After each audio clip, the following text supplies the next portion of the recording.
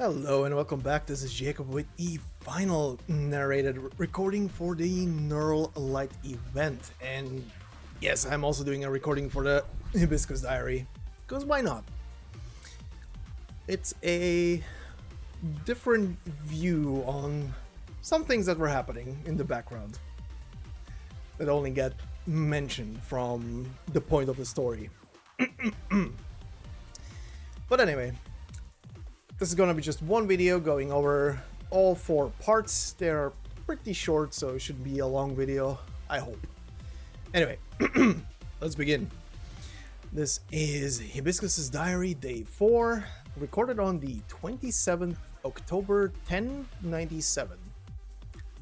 Also, this is one of the rare moments where I actually remember where they give us a specific date of when this is taking place, including the year. But anyway, it goes as follows. Phew, we're finally in Casimir's. We raced through the wilderness to get Nearl to the Grand Knight territory as quickly as possible. We got buffeted around every night and even almost got tossed out of bed once, but I heard Nearl managed to make it in time for the competition and was even able to save her sister. Incredible, huh? I wonder if someday I'll get to make a grand entrance to bail out Lava? If only Lava was here. While Rhode Island was docked with the Grand Knight territory, Amiya gave the medic team a mission on behalf of the doctor. It seemed like we'd be helping a large number of infected this time, and if necessary we'd need to accommodate some of them on Rhode Island for treatment. Judging from the look on Amiya's face, this mission wasn't going to be easy. Some operators had to leave Rhode Island and hold up in a special infected quarter in the Grand Knight territory to provide medical services. I'm one of those operators. When our operators from Casimir's were introducing the Grand Knight territory, they said they would link up for major nomadic cities during the major. Pretty crazy, huh? But it can't be bigger than Londinium, can it? Maybe next time I'll ask an operator who's familiar with both places. While I'm writing this, I've already boarded a special shuttle prepared by the Adeptus Spravedlively Casimir's. Right now, it seems like this shuttle is the only way to get between Rhode Island and the infected stationing area. Because of some policy or other, we aren't able to freely go where we want. That's a shame, because I wanted to have a look around the tower in the middle of the city. However, I can already tell that the Grand Knight territory is incredibly prosperous, just from the sights I've seen along the way. There are huge electronic billboards and high rises everywhere, and the entire city looks really vibrant. There are entire districts for the infected who live, as well as reception centers for the infected. And overall, this place doesn't seem to have as much hostility towards the infected as many other countries.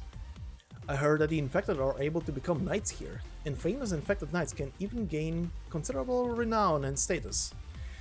For example, just look at the last major champion, the Blood Knight. I wonder if he's stronger than Nearl. Speaking of Nearl, everyone's selling merchandise of her, from small stalls to huge malls. Earlier, I bought a keychain of her head and crest from a roadside store, and the shop owner immediately started chatting with me. I guess he was one of Nearl's loyal fans. Once he got started about her, there was no shutting him up. After we talked, he insisted on giving me an extra keychain. He wouldn't take no for an answer and wouldn't let me pay either, so I just took it in the end. The people here really are way too passionate. Okay, so here we have the first one. I would like to point out this first paragraph where she mentions that Lava is not there. Makes me think that, because I can't remember specifically from the Who Is Really Went, where Lava is one of the main protagonists. But yeah, this might be specifically taking place at the same time. So Rhode Island being in Casimir, while Lava and Cruz are over in... which country was that? Yin? But yeah, just want to point that one out. And also, look, merch! Want. Ow, infected. Wonder why they didn't make a 3D mock-up of the... Oh, actually, that's why they didn't do it. These are the two things she bought, actually. I was thinking about the statues that they mentioned during the main story. Of which you can actually buy one for Hibiscus. Oh, not Hibiscus, Nightingale. Anyway, let's go to the second one. This is Hibiscus Diary Day 10, recorded on the 2nd November 1097. It's been 4 or 5 days since I was stationed in the Grand Knight territory. The situation is, well, how should I say this? Not looking very good. The environment aside, this place is both luxurious and run down, as if the construction crew packed up their bags halfway through the job, leaving only crumbling buildings and neighborhoods for the infected to inhabit. The infected here are, particularly the infected knights, seem to have little concern for overall tapping their originium hearts at the cost of their lives. I've heard that there's a knight competition for the infected, and it's terribly cruel. So the infected knights have to fight for their lives, with their lives. That being the case, aren't the only two paths available to them either dying in the arena or dying to high originium cell assimilation? After all, there aren't many who will survive to become champions of the major, like the Blood Knight. Perhaps he is not in a very good health either. I can't tell from videos of his matches, but if he's also had to make his way from the underground arena, then...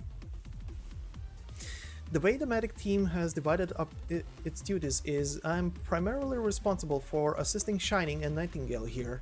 Their arts will greatly alleviate the pain of oropathy patients. I am in charge of administering infusions, changing gauzes, and monitoring the patient's vitals. If anyone has an acute oropathy attack, I have to immediately report the situation to Shining and the others in charge of this area. I'm so tired. This feels even harder than field medic duty. Patients are always screaming and moaning into my ears. There are so many people here. It feels like I can't get to them all. My head hurts. Let's try to take care of a few patients before my shift ends. I slept for a little bit. My head's still groggy, but at least I can continue my work. Shining doesn't seem to have slept at all. While Nightingale was resting in a wheelchair, hugging her staff. Bless them. After seeing how hard they're working, I really can't afford to fall behind. Well, I'm not trying to compete with them or anything. I just want to do my part as well as I possibly can. That's all. After all, the more work I put in, the greater the chance the patients have to survive. I still remember the little Kuranta who didn't dare look at the needle, his head buried in his mother's arms. I still remember the knight who danced while playing a traditional tune on the harmonica. I also remember the old man who'd always sit on the roof, comfortably napping underneath the sun. They're still laughing. They can still enjoy life. They haven't given up. And I won't give up either. And accompanying this is I would say this is a very rare picture, a very serious looking Hibiscus. Meanwhile, as Shining and Nightingale in the background all are doing their medic duties. But yeah, very, very nice to see, like, not just their usual sprites that we get to see in the conversation scenes. Anyway, let's go to the next part. This is Diary Day 14, recorded on the 6th November 1097. The medics squad that left earlier for fieldwork returned to Rhode Island and joined up with our relief efforts after resting and getting situated. Finally, we have enough manpower, and combined with the fact that not as many people need medical attention as before, I've slowly been able to get more time for myself. Coincidentally, Gravel told us that the Adeptus prohibitively approved the application for Rhode Island's operators to travel freely. So yeah, I can now go sightseeing around the city. Before I left, an old infected man gave me 2 tickets. "Oh, Hibiscus, I heard you were heading into the city. Look, I bought these 2 tickets, betting on Lady Nearl's victory. I'm old now, and it's hard to get around, so could you swap these in for me if she wins?" I couldn't just refuse the old man's request, so I told him, "Don't worry, Nearl will definitely win," and hold on to the tickets. The number written on it was huge, and might have even been the old man's entire life savings. Was it really a good idea to spend all that money on these? Of course, I have a lot of confidence in Nearl, but it's hard to say if she'll be sure to win. She won? She won! She really did win. This is amazing. I should go turn in these tickets now. But I don't really know my way around Casimir, so what should I do? Oh, that's right. I'll ask Gravel. She's not here right now, so maybe I'll look for Amiya instead. I explained the situation to Amiya, and though she still looked confused, she knows more about the Grand Knight territory than I do. After looking at the visitor's guide map for a while, we finally found the ticket exchange window at the arena. Hopefully this large sum of money will allow the old man to spend the rest of his days in peace and comfort. So what are Miesco Sports securities? Do they really have such a different face value exchange rate from Casimir's currency? I thought the old man was going to make a ton of money, but in the end, he only got enough to afford a few meals. When we handed the winnings to the old man, he seemed especially happy and was thanking us profusely. After that, he took the tickets and solemnly placed them into a little metal box. Amiya and I chatted with him for a while, helped him change his drip bottle, and then quietly left after we helped him fall asleep. Even though I don't think gambling is particularly healthy, the old man's support for Nearl is remarkable. I think I'll tell Nearl about him if I get the chance. I know she'll be very happy knowing that people are quietly supporting her. And yep, accompanying this is a very adorable picture of these 2 goobers going through the city. Very nice. And we're also back to normal Hibiscus goof face. Alright, let's go to the final one. Day 19. Recorded on Skyrim Day, apparently. Recorded on the 11th November 1097. After providing over 10 days of medical services and on-board treatment for the infected peoples of the Grand Knight territory, the medic team completed its mission and returned to Rhode Island, ready to roll out to the next job. Unfortunately, the Grand Knight territory is way too big and there is no way to fit all the infected on board.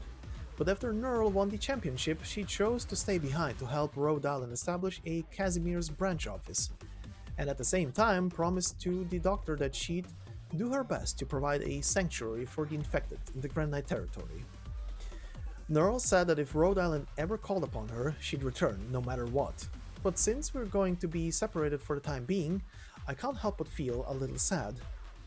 When we said our goodbyes, I gave her the healthy meal recipe I had spent so long researching and developing.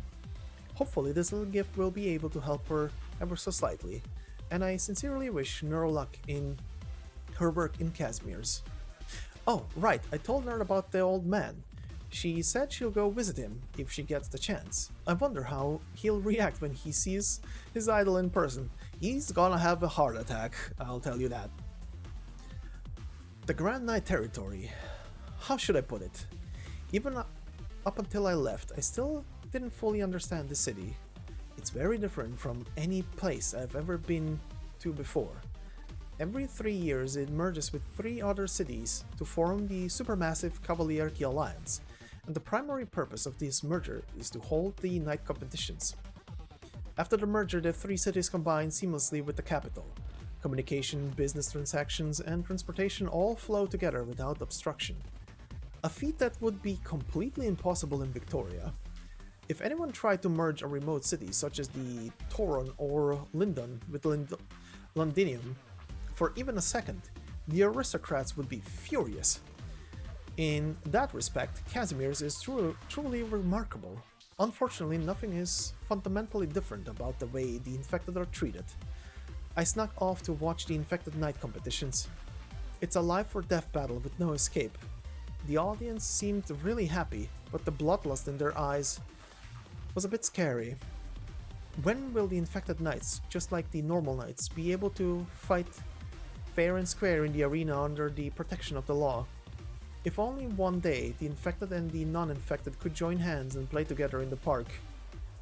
When that happens, this whole world will be a much more beautiful place. Alas. This is Rhode Island's vision, and probably Nearl's conviction as well, so that's why she chose to stay behind in the Grand Knight territory. To help and protect the infected. If you have a conviction, work to bring it to life. And the final picture accompanying this story, a lonely hibiscus on what I presume is the bridge of Rhode Island, overlooking the Grand Knight territory as they leave. Very nice. Okay. This has been a narration of the Hibiscus Diary, just to add it to, well, all of the things I've did so far. But yeah, anyway, hope you enjoyed listening to it, and I'll see you in the next one. Bye bye.